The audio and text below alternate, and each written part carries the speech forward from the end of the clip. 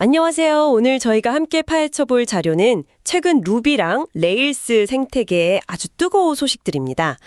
특히 암스테르담에서 막 끝난 레일즈 월드 2025 컨퍼런스 관련해서요. 공식 발표 자료도 있고 참가자들 후기도 있고 다양하게 준비해봤습니다. 네, 안녕하세요. 레일스가 또 어떤 방향으로 가고 있는지 이건 좀 깊게 들여다볼 수 있는 그런 자료들이 많아서 저도 기대가 됩니다. 맞아요. 단순히 기능이 뭐가 나왔다 이게 아니라 그 안에 담긴 어떤 철학이라든지 커뮤니티 분위기 같은 거 그런 걸 좀 읽어내는 게 중요할 것 같아요. 그렇죠. 큰 그림을 봐야죠. 그래서 오늘 저희 목표는요. 이 정보들 속에서 좀 핵심적인 변화의 흐름을 짚어보고 이걸 듣고 계신 레일스 개발자시거나 아니면 이 기술에 관심 있는 분들께 그래서 이게 나한테 무슨 의미가 있나 이런 질문에 좀 답을 찾아드리는 거 바로 시작해볼까요? 네, 좋습니다. 첫 소식부터가 좀 파격적인데요. 루비마인 아이디 있잖아요. 제트브레인스에서 만든 거. 네네, 유명하죠. 이게 특정 조건에서는 무료로 풀렸다고 하네요. 네, 맞아요. 제트브레인스에서 발표를 했는데 비상업적인 용도가 개인 학습이나 오픈소스 기여 아니면 사이드 프로젝트 같은 거 있잖아요. 네. 심지어 개발 관련해서 튜토리얼 만들거나 할 때도 이제 자유롭게 쓸 수 있게 됐습니다. 오, 기능 차이는 거의 없다고 들었어요. 유료 버전이랑 비교해서. 네, 거의 동일해요. 근데 딱 하나, 코드 위듬이라고 같이 코딩하는 기능 있잖아요. 네. 그건 이제 커뮤니티 버전 사용자들끼리만 쓸 수 있고 상업용 라이센스 쓰는 사람이랑은 같이 못 쓴다 이런 소소한 차이는 있더라고요. 아하. 물론 회사 업무처럼 상업적인 개발에는 여전히 유료 라이센스가 필요하고요. 그리고 이 무료 라이센스는 1년 단위로 자동 갱신되는 방식이라고 합니다. 그래도 개발 도구 문턱이 낮아진다는 건 확실히 좋은 소식이네요. 특히 루비나 레이스 처음 배우려는 분들한테는 부담이 확 줄 것 같아요. 그렇죠. 이런 강력한 아이디를 무료로 쓸 수 있다는 건 생태계 유입에 분명히 긍정적인 영향을 줄 겁니다. 커뮤니티 활성화에도 당연히 도움될 거고요. 단순한 가격 정책 변화, 그 이상의 의미가 있다고 봐야죠. 자, 그럼 이제 이번 행사의 하이라이트였죠. 레일스 월드 2025 이야기로 넘어가 보죠. 암스테르담에서 열렸는데 후기들을 보니까 다들 기술적인 내용도 내용이지만 그 현장의 열기, 거기에 되게 감명받은 것 같아요. 네, 맞아요. 여러 후기에서 좀 공통적으로 느껴지는 그런 분위기가 있더라고요. 앤디 크롤이나 에밀리아노 델라카자 같은 분들 글을 보면 역시 DHH 기조연설이 큰 화두였고 그리고 오마키 OS라고 자체 제작 OS 시연한 것도 되게 인상 깊었다는 얘기가 많아요. 오마키 OS요? 운영 체제까지 직접 만들었다는 건가요? 조금만 더 설명해 주실 수 있어요? 네, DHH가 직접 시연을 했다고 하는데요. 아칠리눅스랑 하이퍼랜드라는 창관리자 기반으로 만든 거래요. 레일스 개발에 완전 최적화된 환경을 만들겠다. 이런 목표를 가진 좀 실험적인 OS라고 보시면 될 것 같아요. 와, 대단하네요. 그거 말고도 액티브 레코드에 멀티 테넌시 쉽게 구현해주는 액티브 레코드, 테넌티드 기능이라든지 아니면 에런 패터슨 같은 유명 개발자 키노트도 반응이 좋았다고 합니다. 기술 세션 말고도 행사 운영이나 분위기에 대한 칭찬도 진짜 많더라고요. 레일스 파운데이션이랑 아만다 페리노 역할이 컸다는 얘기도 보이고 애프터 파티 정소였던 스트랫 뮤지엄도 분위기가 엄청 좋았다고 하고요. 맞습니다. 이런 후기들 보면 진짜 레일스 월드가 단순 기술 컨퍼런스가 아니라 개발자들이 서로 막 만나서 교류하고 영감 주고받는 그런 커뮤니티 축제 같은 느낌이 강하다는 걸 알 수 있어요. 기술 발표도 중요하지만 이런 만남 자체가 큰 동기부여가 되잖아요. 그렇죠. 사람 만나고 이야기하는 거. 네, 벌써 다음 개최지도 발표됐죠. 2026년.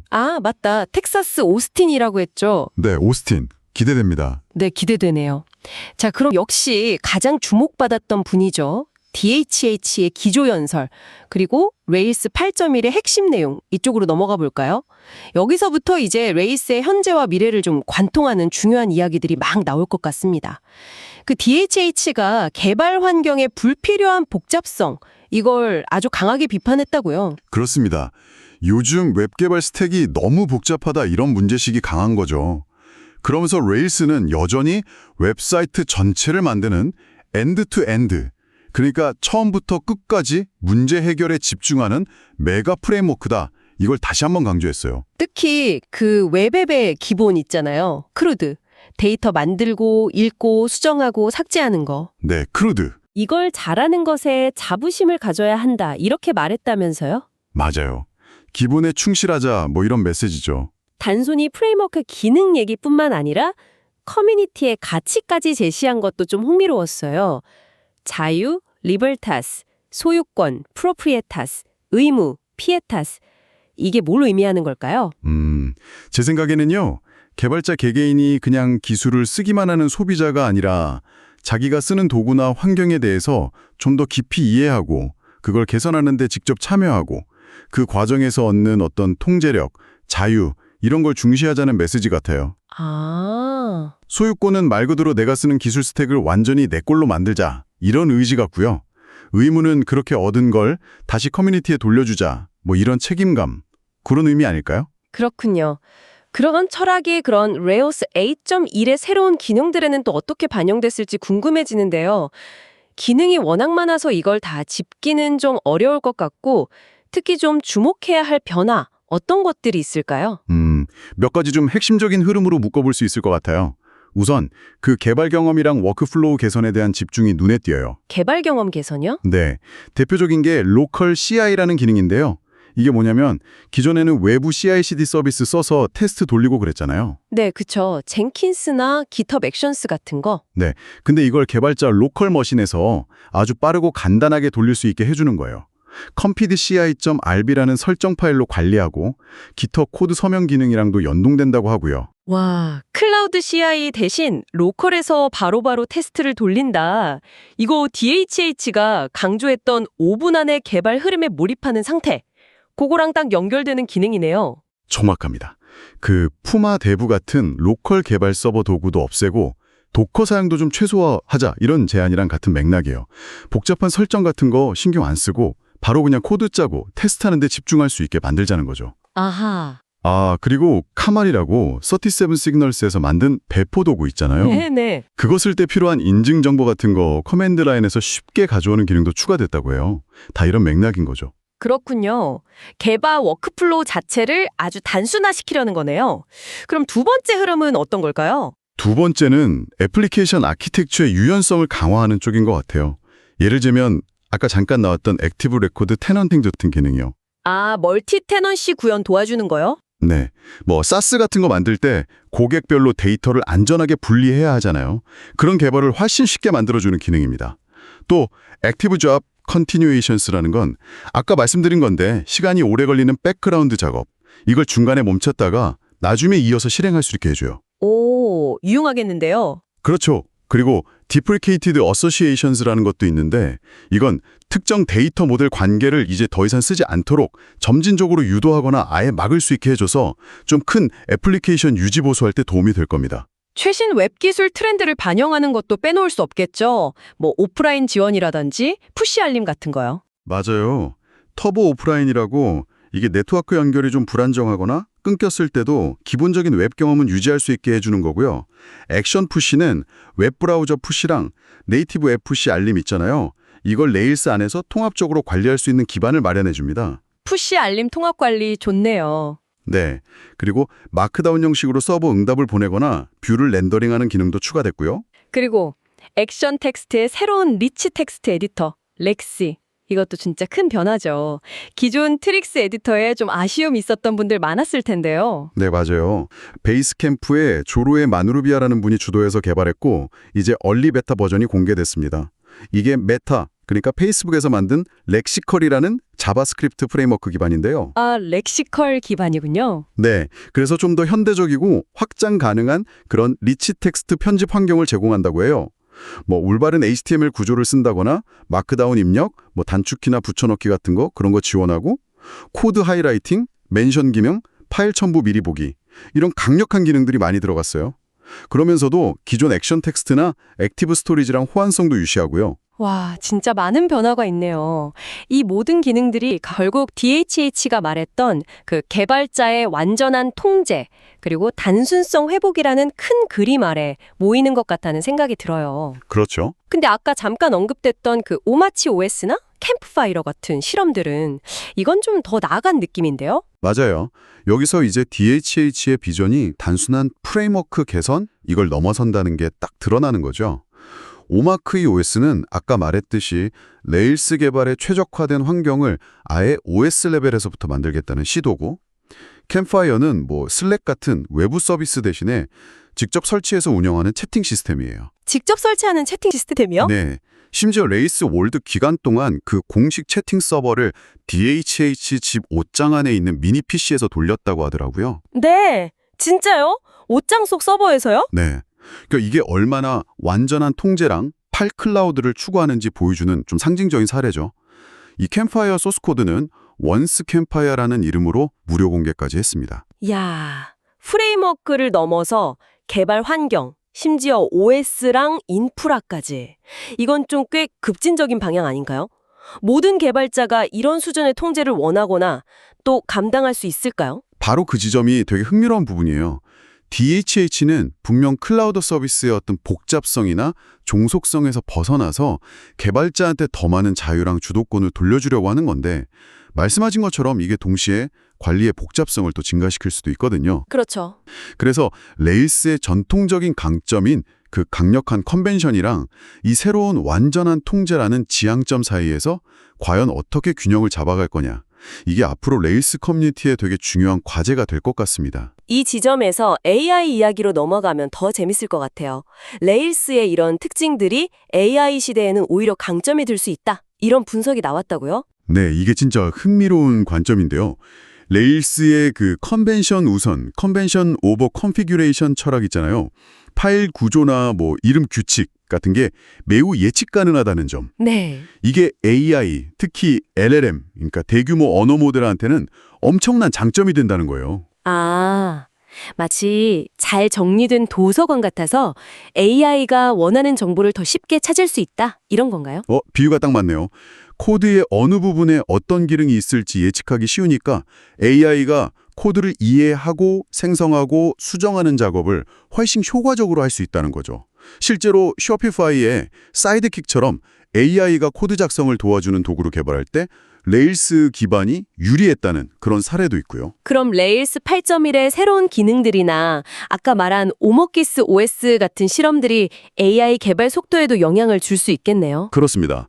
로컬 CI로 테스트가 빨라지고 카말로 배포가 간편해지고 액티브 잡 컨티뉴에이션스로 비동기 작업을 유연하게 다루고 그리고 스트럭처드 이벤트 리포터라는 것도 있어요. 이것도 쇼피파이에서 발표했고 레일스 8.1에 포함되는데 로그나 비즈니스 이벤트를 좀 구조화해서 관리하는 인터페이스거든요. 이벤트 리포터요? 네, 이렇게 시스템 동작을 더 잘 관찰할 수 있게 되고 이런 개선들이 다 모여서 결국 AI 기능을 실험하고 적용하는 전체 사이클을 더 빠르고 안정적으로 만들어준다. 이런 분석인 거죠. AI가 근데 더 똑똑해지려면 최신 정보가 계속 필요할 텐데 이 부분에 대한 논의도 좀 있었나요? 네, 있었습니다. MCP, 즉 모델 컨텍스트 프로토콜이라는 개념이 제시됐어요. 이게 뭐냐면 LLM이 답변을 생성할 때 실시간 외부 정보, 예를 들어 최신 뉴스 검색 결과라든지 데이터베이스의 현재 상태 같은 것들을 안전하고 좀 표준화된 방식으로 참조할 수 있게 하자. 이런 아이디어입니다. 실시간 외부 정보 연동이요? 네. AI 답변의 정확성이나 최신성을 높이는데 되게 중요한 역할을 할 수 있겠죠. 들어보니까 레일스는 단순히 웹 개발 생산성을 높이는 걸 넘어서 AI라는 이 거대한 기술 흐름을 아주 효과적으로 통합하고 활용할 수 있는 플랫폼으로 진화하려는 움직임을 보이고 있다. 이렇게 정리할 수 있겠네요. 전통적인 강점이랑 새로운 기술이 만나서 시너지를 내는 모습이 되게 인상적입니다. 맞아요. 그냥 단순히 AI 기능 추가, 이게 아니라 AI를 활용한 개발 자체를 더 효율적으로 만들기 위한 어떤 기반을 다지고 있다. 이렇게 볼 수 있습니다. 깃허브나 쇼파이파이 같은 회사들이 실제로 어떻게 최신 AI 모델 동향, 예를 들어 클로우드 3에서 4로 바꾸는 거, 이런 걸 빠르게 파악하고 테스트해서 실제 서비스에 적용하는지에 대한 그런 실용적인 접근법이나 사례들도 공유가 됐고요. 네. 작은 실험부터 시작해서 점진적으로 확장하고 또 평가랑 피드백을 통해서 신뢰도를 관리하는 방식, 이런 게 강조됐습니다. 커뮤니티 소식도 좀 있었죠? 하틀리 머과이어라는 분이 커미털스 팀에 합류했다고요. 네, 2022년부터 이슈 관리팀에서 활동해온 개발자인데 이제 레일스 코드베이스에 직접 기여할 수 있는 커미터스 팀으로 승격됐다고 합니다. 현재 쇼파이파이 소속이고 이번 레일스 월드에서도 발표를 진행했다고 하니까 앞으로 활발한 활동이 기대됩니다. 그리고 그거요. 프래그매틱 프로그래머스라는 출판사에서 레일즈 월드 기념으로 루비랑 레일즈 책 할인난다는 소식도 있었네요. 아, 맞다. 코드 레일스 월드 2025 사용하면 된다고 하더라고요. 근데 할인 기간은 좀 확인해 봐야 할 거예요. 네, 필요하신 분들은 한번 확인해 보시면 좋겠네요.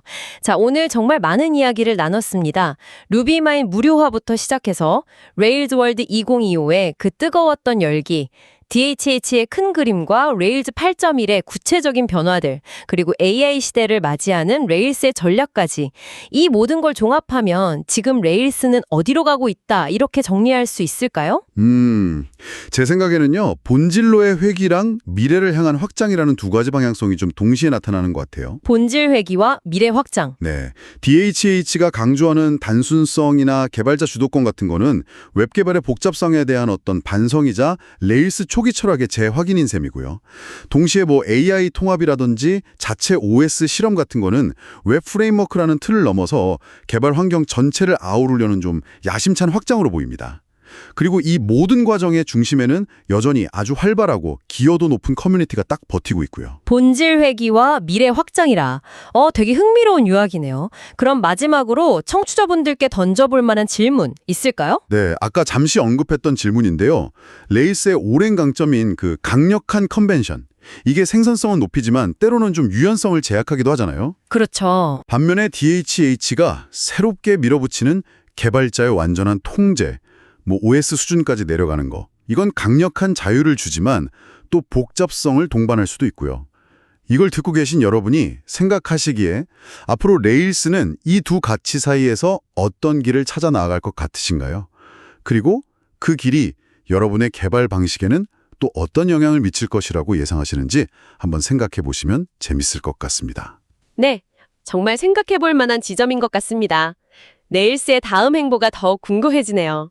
오늘 저희와 함께 이렇게 깊이 파고들어 주셔서 정말 감사합니다. 다음에도 흥미로운 자료들로 찾아뵙겠습니다.